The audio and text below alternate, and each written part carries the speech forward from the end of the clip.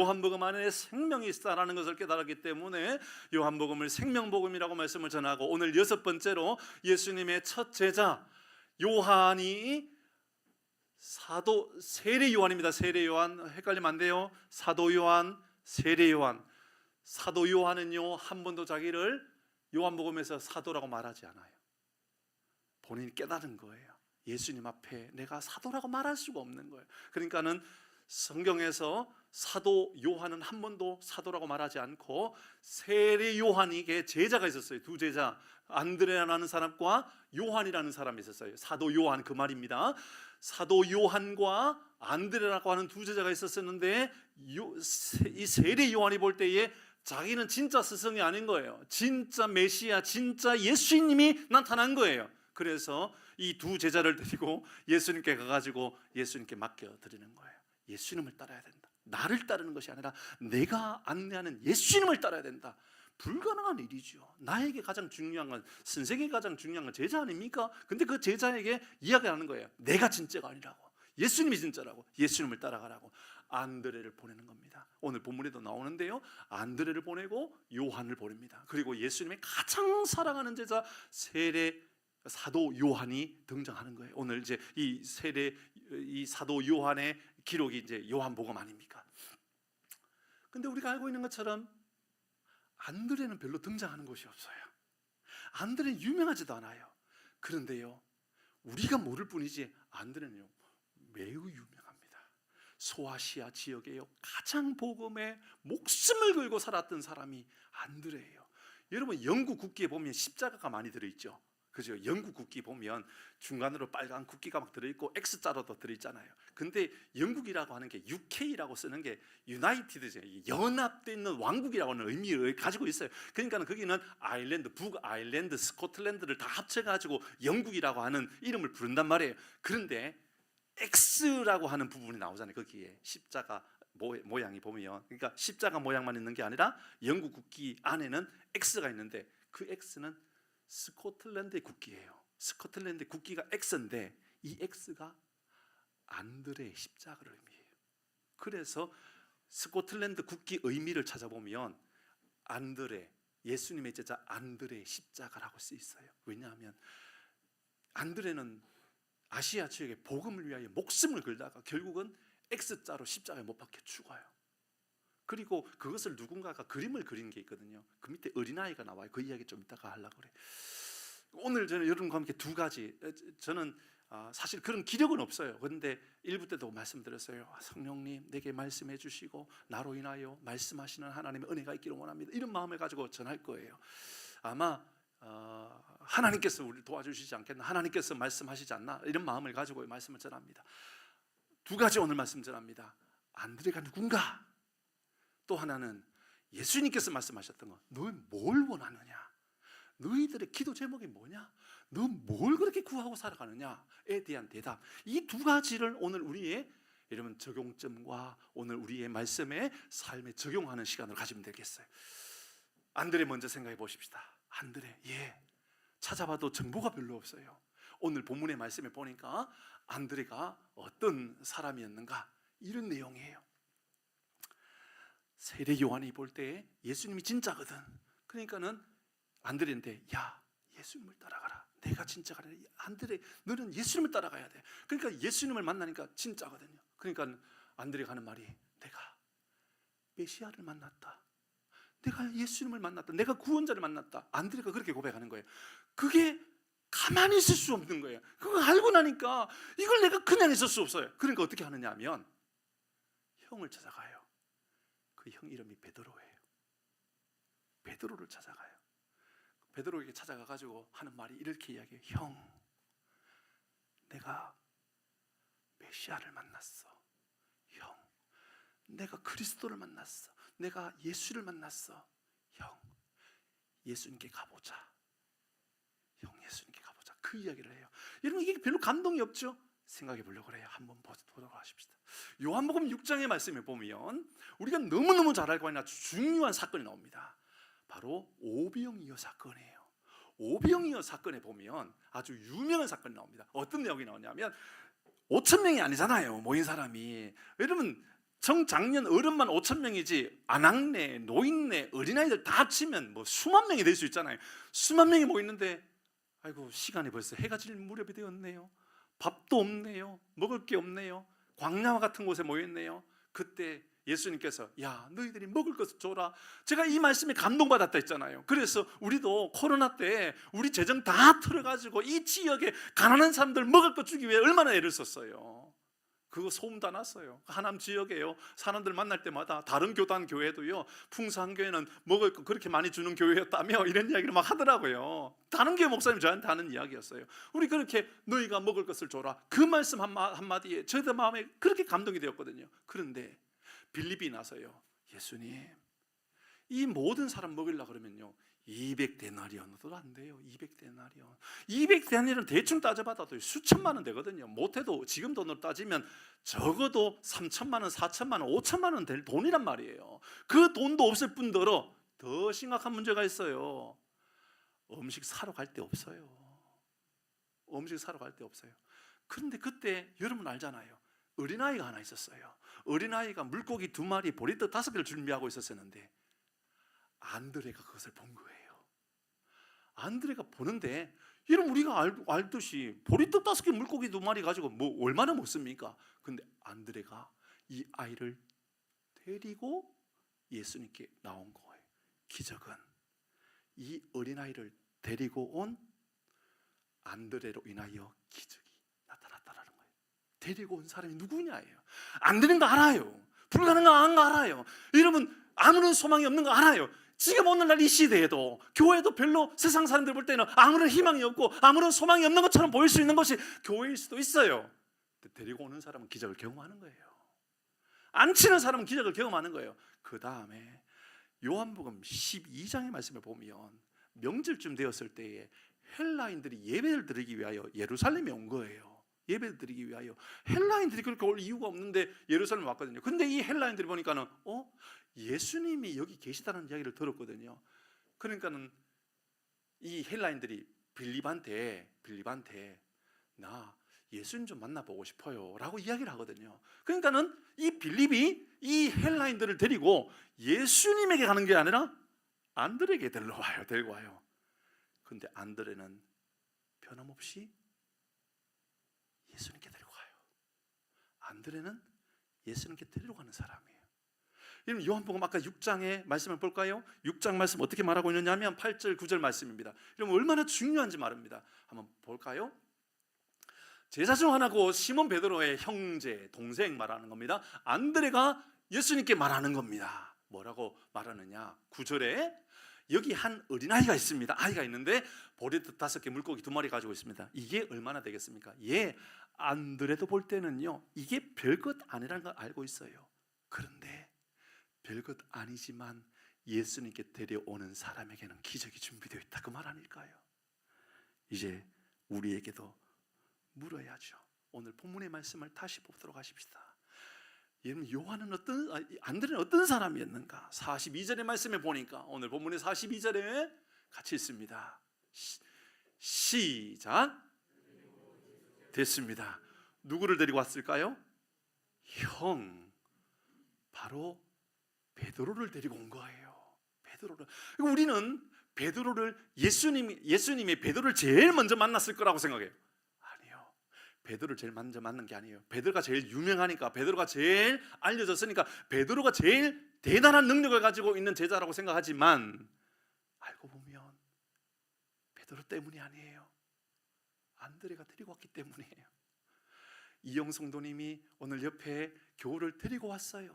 데리고 온 사람으로 인하여서 그의 기적이 나타나는 거예요. 우리가 뭔가 대단한 거 할 수 있을 거라고 생각해요. 저도 마찬가지예요. 어떤 사람은 그래요. 목사가 대단하기 때문에 목사가 예수님에 대해서 잘 설명하고 잘 구원에 대해서, 속죄에 대해서 잘 설명할 수 있을 거라고 생각해요. 아니오시다. 전혀 아닙니다.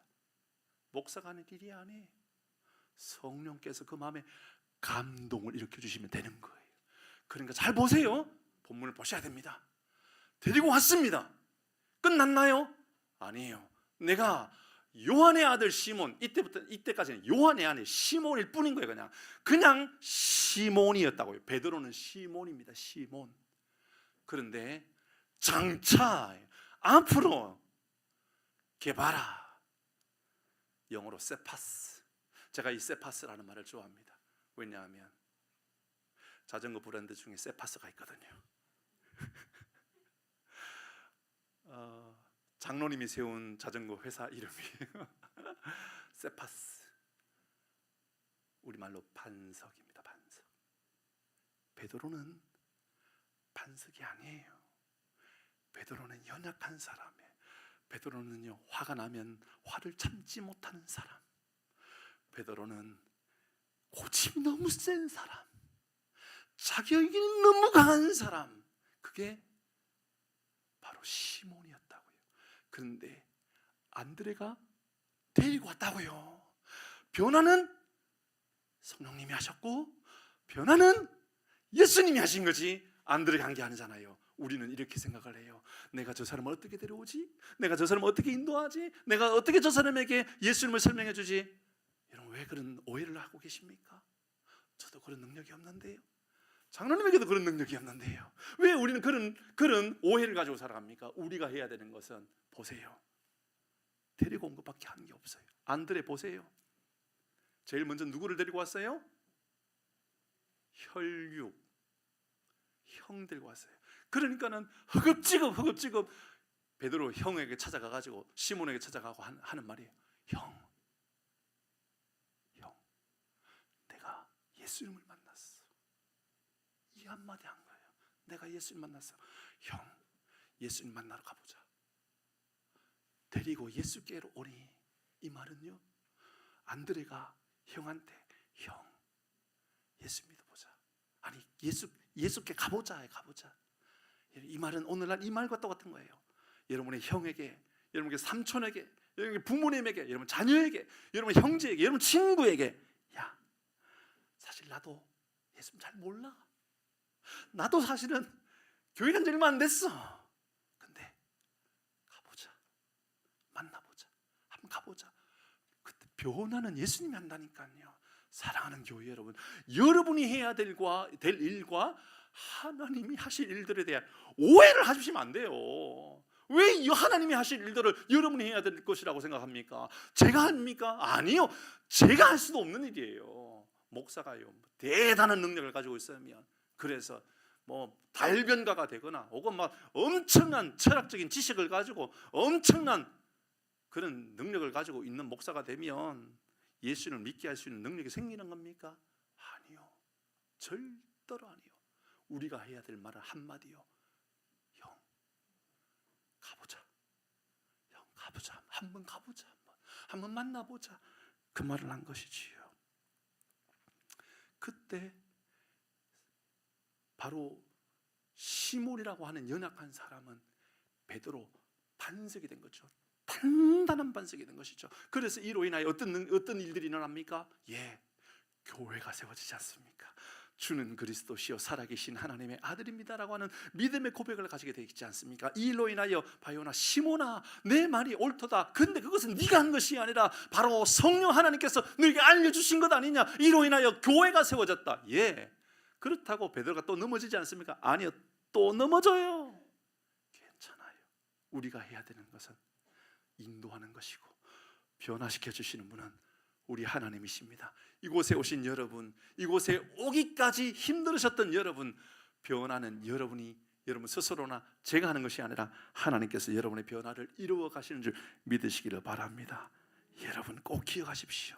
이 말 한마디면 됩니다. 형, 나 메시아를 만났어. 나 교회 가게 되었어.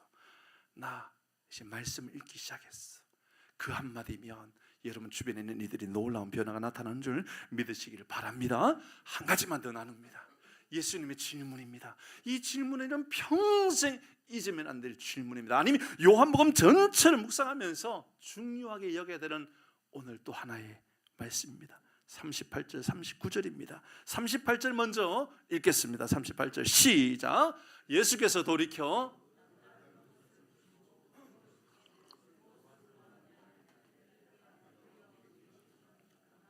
랍비는 번역하면 선생이라 됐습니다. 자, 39절도 읽어볼까요? 읽어야 되겠습니다. 시작. 예수께서 이르시되 와서 보라. 그러므로 그들이 가서 계신 데를 보고 그날 함께 거하니 때가 10시쯤 함께 거했다. 38절. 자, 정리해 드립니다. 이런 이야기입니다. 문맥이 안 맞아요. 그러니까 잘 기억하셔야 돼요. 예수님께서 이렇게 말씀하셔요. 뭘 원하냐? 예수님께서 다른 자들에게 말하는 거예요. 뭘 원하냐? 뭘 원하느냐? 그럼 뭐라고 대답하면 되죠? 배고픕니다. 밥 주세요. 아파요. 치료해 주세요. 여러분 기도 제목 다 있잖아요. 뭘 원하느냐? 교회 올 때 기도 제목 가지고 오잖아요. 뭘 원하느냐? 낳고 싶어요. 뭘 원하냐? 출세하고 싶어요. 뭘 원하냐? 부자 되고 싶어요. 뭘 원하냐? 투자했던 거 좀 잘 됐으면 좋겠어요. 뭘 원하느냐? 근데 다른 자가 이렇게 이야기를 해요. 이건 이상해요. 이렇게 말을 해요. 주님, 어디 계십니까? 어디 계십니까? 뭐죠? 질문과 답이 맞아요, 안 맞아요? 안 맞잖아요. 전혀 안 맞아요. 여러분, 무엇을 구하느냐 그러면 이거 구합니다. 이게 맞겠잖아요. 그런데 어디 계십니까? 근데 사도 요한은 이것을 이렇게 써두었단 말이에요. 그냥 왜 썼을까요? 이게 우리 인생의 본질적인 질문이기 때문에 그렇습니다. 우리는 모두가 무엇인가를 원하는 인생을 살아가요. 그런데 인생이 진짜 찾아야 되는 것은 무엇을 원하느냐가 아니라 누구를 만나느냐입니다. 어디 계십니까? 무엇을 원하느냐? 어디 계십니까? 뒤에 39절의 말씀에 보니까 이어서 이렇게 이야기하고 있어요. 그래서 그날 함께 거하니, 함께 거하면서 살아가는 인생이 되는 것, 이게 우리 인생의 가장 중요한 문제다.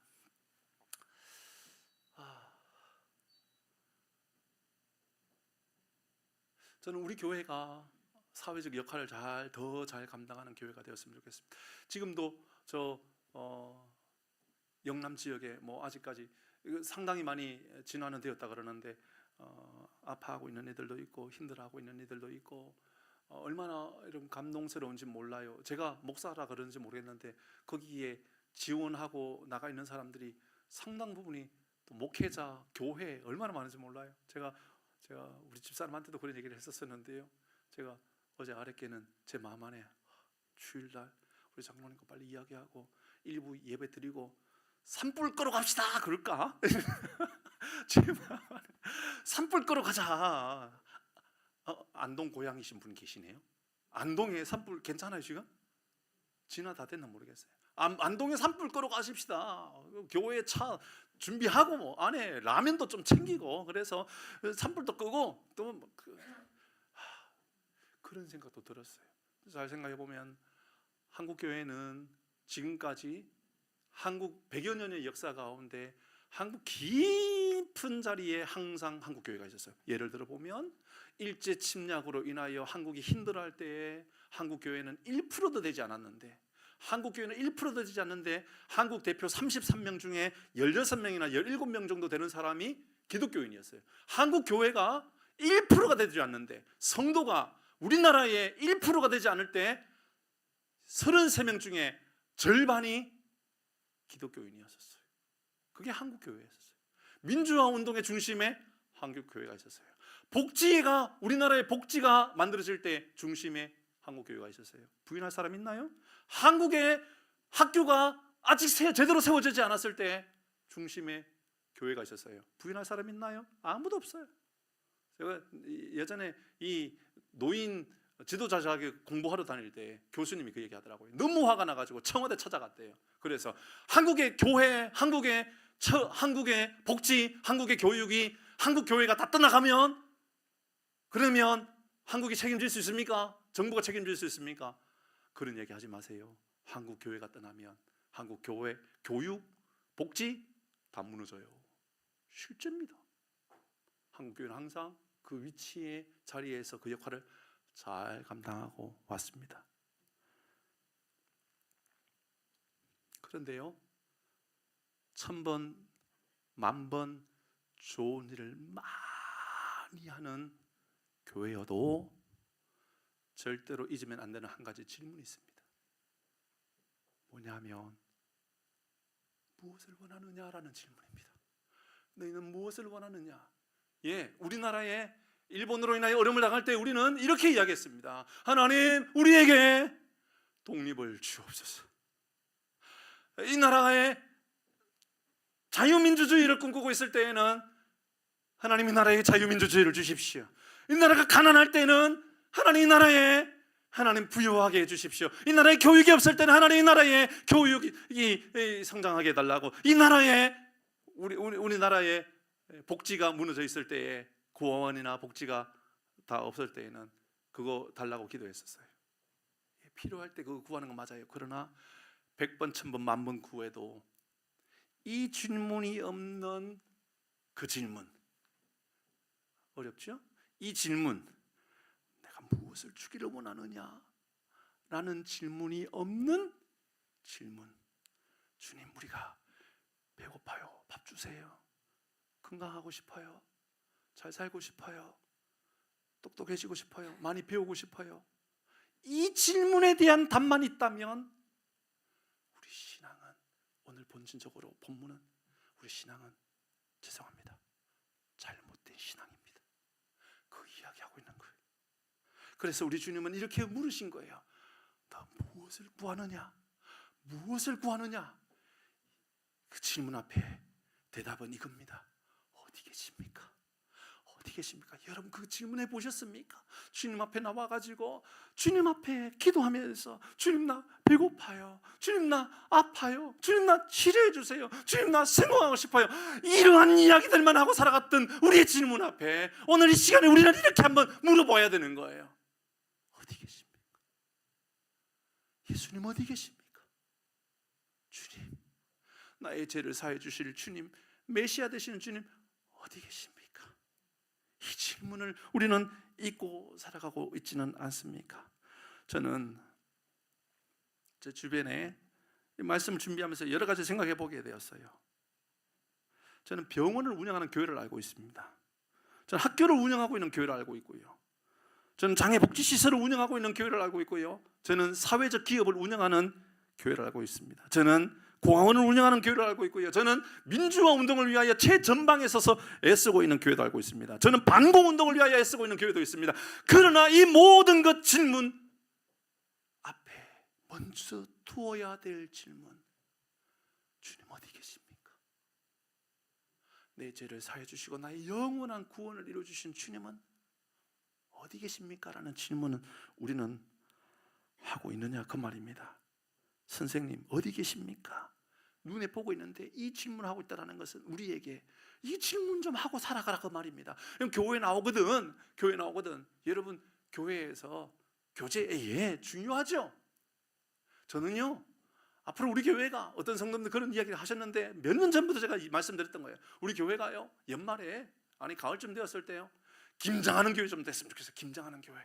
아니 뭔 말이냐, 동네 사람들 모아가지고 김장하는 거 같이 하는 거예요. 그냥 김장하는 거. 그러니까 진짜 살기 좋은 큰 동네는 아름다운 교제가 이루어지는 커뮤니티가 형성되는 거래요. 그게 진짜 행복한 도시래요. 그러면 우리 교회가 그런 마을을 만들어주면 되잖아요. 예를 들어서 청소도 같이 하자, 혹은 또 옷을 나누어 입자, 뭐 이런 거 있잖아요. 왜 어린아이들 커가면 같이 키우자, 얼마나 좋아요.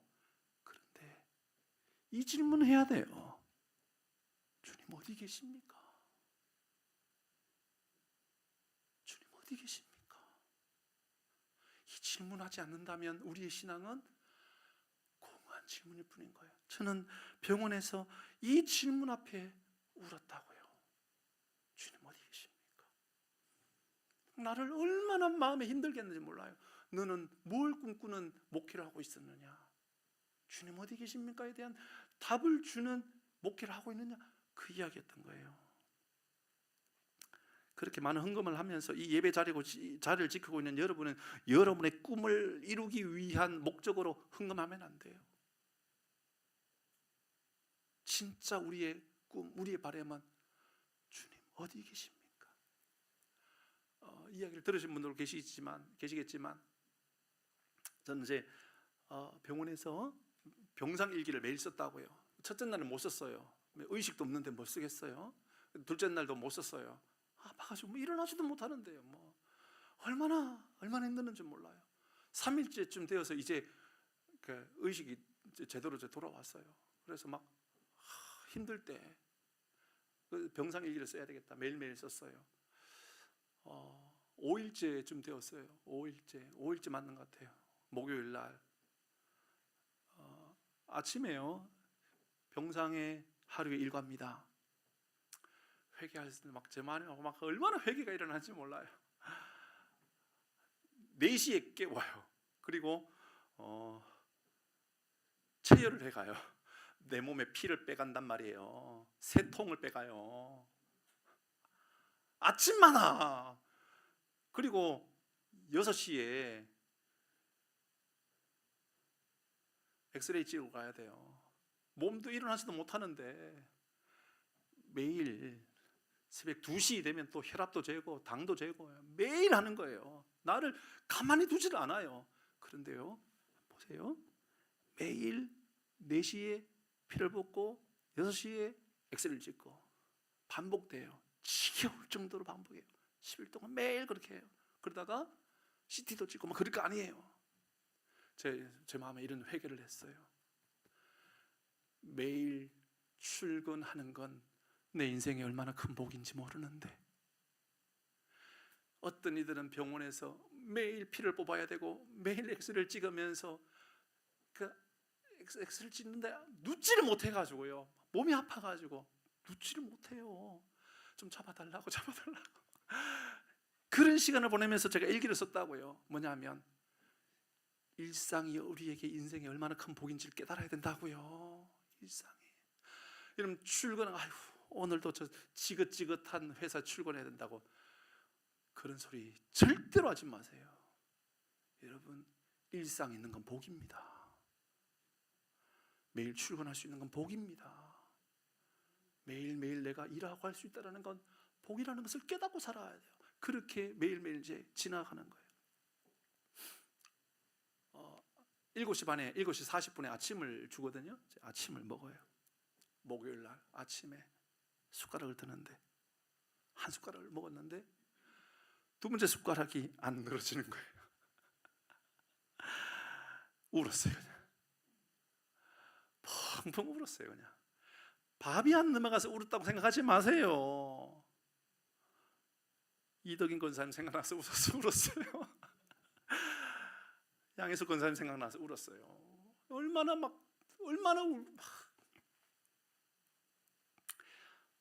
저분들이 수술하고 밥이 안 넘어간다는 말은 저는 이해를 못했거든요. 전혀 이해를 못했어요. 아유, 얼마나 고생 많아요 권사님. 밥이 안 넘어간다니요. 아유, 제가 기도할게요. 하나님 말씀하셨어요. 이놈아 까불지 마라. 네가 그 마음을 아냐. 그러면서요 하나님께서 그때 저에게 이렇게 글을 쓰게 하셨어요. 너 목회 훈련 다시 해. 이렇게 하더라고요. 그때 제 처음으로요 제가 깨달았는 게요, 성도님들의 밥숟가락 위에 하나님이 계시겠구나. 애타면서 하나님 찾는 그 숟가락 위에 말입니다. 우리 권사님들, 제가 말씀드렸던 권사님들 밥이 안 넘어갈 때 그렇게 애타면서 기도했잖아요. 하나님 밥 넘어갔으면 좋겠다고, 이 한 숟가락 좀 넘어갔으면 좋겠다고 애타했잖아요. 근데요 하나님 저에게 그거 깨닫게 해주신 거예요. 그거 너 그거 아니야 그러더라고요. 그거. 그러니까 밥이 안 넘어가는 거 괜찮아요. 근데 하나님 저에게 철저하게 알려주시는 거예요. 야, 넌 밥숟가락 위에도 하나님이 계시다는 것을 넌 알아야 돼. 성도님들의 밥숟가락 위에 하나님이 계시다는 거, 이것을 오해하시면 안 돼요. 자, 이제 설명을 드립니다. 믿음의 첫 시작하는 분들에게는, 어떤 분들은 예배의 자리가 주님 어디 계십니까의 자리입니다. 맞죠? 성경 읽는 자리가 어떤 이들에게는 주님 어디 계십니까의 자리입니다. 그러나 오늘 어쩌면 이 회사가 어떻게 될지 모를 만큼 긴박한 그런 마음을 가지고 있는 그에게서는 회사에서 주님의 이름을 부르면서 주님 어디 계십니까? 병원에서 가족들 가운데 우리의 인생 가운데, 아니 저 어쩌면 의성 인근 지역의 산불 현장에서도요, 우리는 이렇게 그들의 목소리를 들어야 된다고요. 주님 어디 계십니까? 여러분 한번 해보십시다. 여러분 주님께서 여러분에게 하시는 질문이라고 생각하시고 제가 그 질문할 거예요. 여러분 대답하셔야 돼요. 그래야 진짜 신앙인이 되기 때문에 그렇습니다. 여러분 제가 질문할게요. 여러분은 무엇을 기도하고 있습니까? 대답해 보시지요. 대답하세요. 지금 그 대답을 해야 된다고요. 그 대답. 주님 어디에 계십니까? 여러분 우리는 배고파요. 예, 그곳에 주님이 계실 수 있어요. 아파요. 치료해 주세요. 그곳에 계실 수 있어요. 그런데 근본적인 질문을 하라고요. 근본적인, 본질적인 거. 교회 오면 본질적인 거.